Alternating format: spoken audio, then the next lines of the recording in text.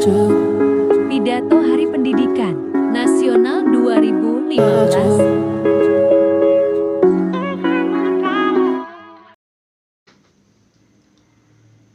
Assalamualaikum warahmatullahi wabarakatuh. Shalom, Om Swastiastu, Namo Buddhaya, Salam Kebajikan. Yang saya hormati Ibu dosen Noni Andriani selaku dosen pengajar mata kuliah Bahasa Indonesia serta generasi Indonesia yang saya banggakan. Pada kesempatan kali ini, izinkan saya menyampaikan sebuah pidato dalam peringatan Hari Pendidikan Nasional. Di hari yang berbahagia ini, kehadirat Allah Tuhan yang Maha Pengasih, kita panjatkan puja dan syukur atas izin rahmat-Nya dan karunia-Nya. Kita semua berkesempatan untuk merayakan Hari Pendidikan Nasional ini. Di Hari Pendidikan ini, atas nama pemerintah, izinkan saya menyampaikan apresiasi pada semua pihak, pada semua pelaku pendidikan dimanapun berada, yang telah ambil peran aktif untuk mencerdaskan saudara sebangsa, untuk para pendidik di semua jenjang, yang telah bekerja keras membangkitkan potensi peserta didik untuk menjadi manusia berkarakter mulia, yang mampu meraih cita-cita dan menjadi pembelajar sepanjang hidup. Terimalah salam, hormat, dan apresiasi dari kita semua. Bapak, Ibu, dan hadirin yang mulia, Republik tercinta ini digagas oleh anak-anak muda terdidik dan tercerahkan. Pendidikan telah membukakan mata dan kesadaran mereka untuk membangun sebuah negeri bhinneka yang modern, sebuah negara yang berakarkan adat dan budaya bangsa Nusantara, beralaskan semangat gotong royong, tetapi mengedepankan dan menumbuh kembangkan prinsip kesejajaran dan kesatuan sebagai sebuah negara modern. Pendidikan telah membukakan pintu wawasan, menyalakan cahaya pengetahuan, dan menguatkan pilar ketahanan moral. Persinggungan dengan pendidikan yang telah memungkinkan para perintis kemerdekaan untuk memiliki gagasan yang besar melampaui pada zamannya. Gagasan dan perjuangan yang telah membuat Indonesia dijadikan sebagai rujukan oleh bangsa di Asia dan di Afrika. Dunia terpesona pada Indonesia, bukan saja karena keindahan alamnya, atau keramahan penduduknya, atau keagungan budayanya, tetapi juga deretan orang-orang terdidiknya yang berani mengusung ide-ide terobosan dengan ditopang pilar dan intelektual. Indonesia adalah negara yang penuh berkah.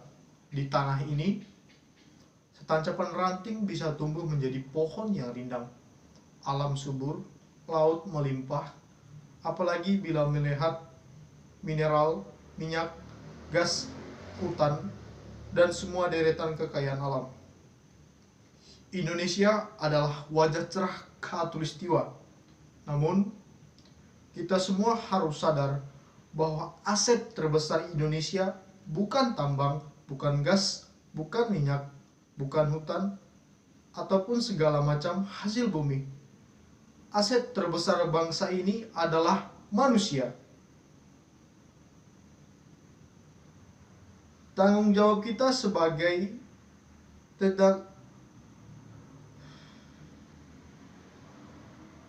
aset terbesar Indonesia bukan tambang, bukan gas, bukan minyak, bukan hutan, ataupun segala macam hasil bumi. Aset terbesar bangsa Indonesia adalah manusia Indonesia. Tanggung jawab kita sekarang adalah mengembangkan kualitas manusia Indonesia. Manusia yang terdidik dan tercerahkan adalah kunci kemajuan bangsa. Jangan sesekali kita mengikuti jalan berpikir kaum kolonial di masa lalu. Fokus mereka, kaum kolonial itu, adalah pada kekayaan alam saja dan tanpa peduli pada kualitas manusianya. Kaum kolonial memang datang untuk mengeruk dan menyedot isi bumi Nusantara, menguras hasil bumi Nusantara. Karena itu, mereka peduli dan tahu persis data kekayaan alam kita, tetapi mereka tak pernah peduli dengan kualitas manusia di Nusantara. Kini kita sudah 70 tahun merdeka. Kemerdekaan itu bukan hanya untuk mengulung kolonialisme, melainkan juga untuk menggelar kesejahteraan dan keadilan sosial bagi seluruh rakyat Indonesia. Jangan sampai kita hanya tahu tentang kekayaan alam, tetapi tidak tahu kualitas manusia. Di negeri kita harus berkonsentrasi pada peningkatan dan pengembangan kualitas manusia. Kita tidak boleh mengikuti jalan berpikir kaum kolonial yang terfokus hanya pada kekayaan, akan tetapi melupakan soal kualitas manusia. Mari kita jawab, tahukah kita berapa jumlah sekolah, jumlah guru, jumlah siswa, jumlah perguruan tinggi di daerah kita? Tahukah kita berapa banyak anak-anak di wilayah kita yang terpaksa putus sekolah? Tahukah kita tentang kondisi guru-guru di sekolah yang mengajar anak-anak kita? Tahukah kita tentang tantangan yang dihadapi oleh kepala sekolah dan guru untuk memajukan sekolahnya? Lebih jauh lagi, berjuta jumlahnya putra-putri Indonesia yang kini telah meraih kesejahteraan. Pada kita yang telah sejahtera itu, jelas terlihat bahwa pendidikan adalah hulunya. Karena pendidikanlah maka terbuka peluang untuk hidup lebih baik. Pendidikan itu tangga berjalan yang mengantarkan kita meraih kesejahteraan yang jauh lebih baik. Pertanyaannya, sudahkah kita menengok sejenak pada dunia di pendidikan yang telah mengantarkan kita pada sampai kesejahteraan yang lebih baik? Pernahkah kita mengunjungi sekolah kita dulu? Pernahkah kita bertanya kabar dan kondisi serta berterima kasih kepada guru-guru yang mendidik kita dulu? Pernahkah kita menyapa kembali dan menyampaikan terima kasih pada dosen-dosen kita? Bagi kita yang kini berkiprah di luar pendidikan, mari kita luangkan perhatian. Mari ikut terlibat memajukan pendidikan. Mari ikut iuran untuk membuat generasi anak-anak kita bisa meraih yang jauh lebih baik dari yang berhasil diraih generasi ini.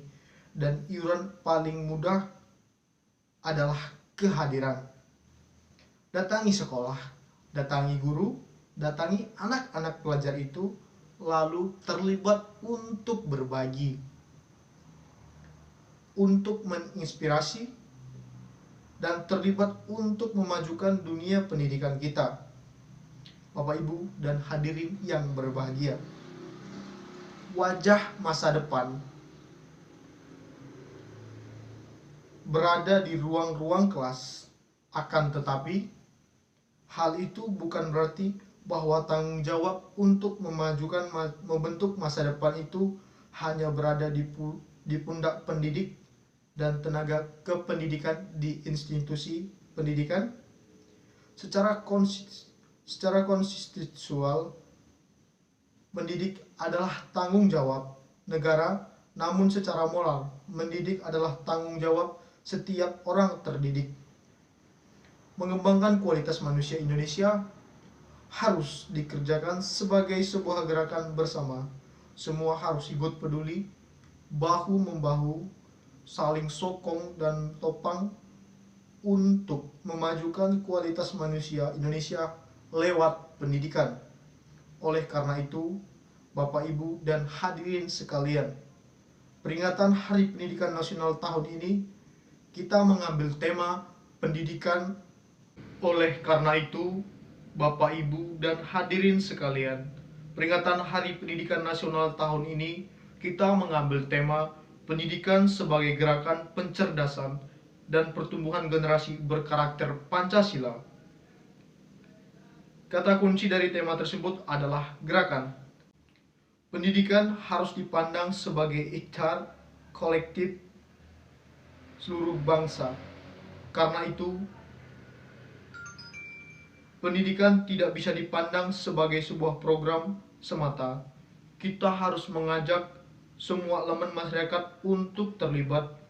Kita mendorong pendidikan menjadi gerakan semesta, yaitu gerakan yang melibatkan seluruh elemen bangsa. Masyarakat merasa memiliki, pemerintah memfasilitasi, dunia bisnis peduli, dan ormas atau LSM mengorganisasi. Berbeda dengan sekedar program yang perasaan memiliki atas kegiatan hanya terbatas pada para pelaksana program, dan sebuah gerakan justru ingin menumbuhkan rasa memiliki pada semua kalangan. Mari kita ajak semua pihak untuk merasa peduli, untuk rasa memiliki atas problematika pendidikan agar semua orang bersedia menjadi bagian dari ikhtiar untuk menyelesaikan problematika itu. Gerakan pencerdasan dan penumbuhan generasi berkarakter Pancasila adalah sebuah ikhtiar mengembalikan kesadaran tentang pentingnya karakter Pancasila dalam pendidikan kita. Sudah menjadi manusia yang beriman, bertakwa kepada Tuhan Yang Maha Esa, berakhlak mulia, sehat, berilmu, cakap, kreatif, mandiri, dan menjadi warga negara yang demokratis serta bertanggung jawab. Itulah karakter Pancasila yang menjadi tujuan pendidikan nasional kita. Menumbuh kembangkan potensi anak didik seperti itu memerlukan karakteristik pendidik dan suasana pendidikan yang tepat. Disinilah Bapak, Ibu, dan hadirin sekalian, peringatan Hari Pendidikan Nasional menjadi amat relevan untuk mengingatkan kembali tentang karakteristik pendidik dan suasana pendidikan.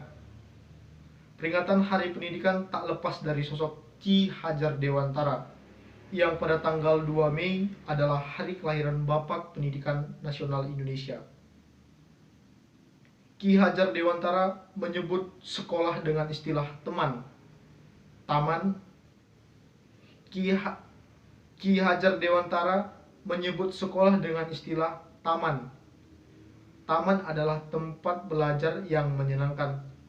Anak datang ke taman dengan senang hati, berada di taman juga dengan senang hati, dan pada saat harus meninggalkannya, taman, maka anak-anak merasa berat hati. Pertanyaannya, sudahkah sekolah kita menjadi seperti taman? Sudahkah sekolah kita menjadi tempat belajar yang menyenangkan? Sekolah menyenangkan memiliki berbagai karakter. Di antaranya adalah sekolah yang melibatkan semua komponennya, baik guru, orang tua, siswa dalam proses belajarnya. Sekolah yang pembelajarannya relevan dengan kehidupan.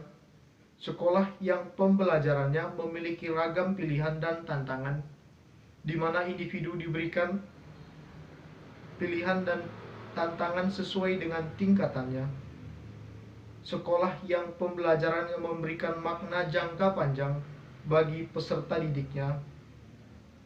Di Hari Pendidikan Nasional ini, mari kita kembalikan semangat dan konsep Ki Hajar Dewantara bahwa sekolah harus menjadi tempat belajar yang menyenangkan. sebuah wahana belajar yang membuat para pendidik merasa mendidik sebuah kebahagiaan. Sebuah wahana belajar yang membuat para peserta didik merasakan belajar sebagai sebuah kebahagiaan. Pendidikan sebagai sebuah kegembiraan.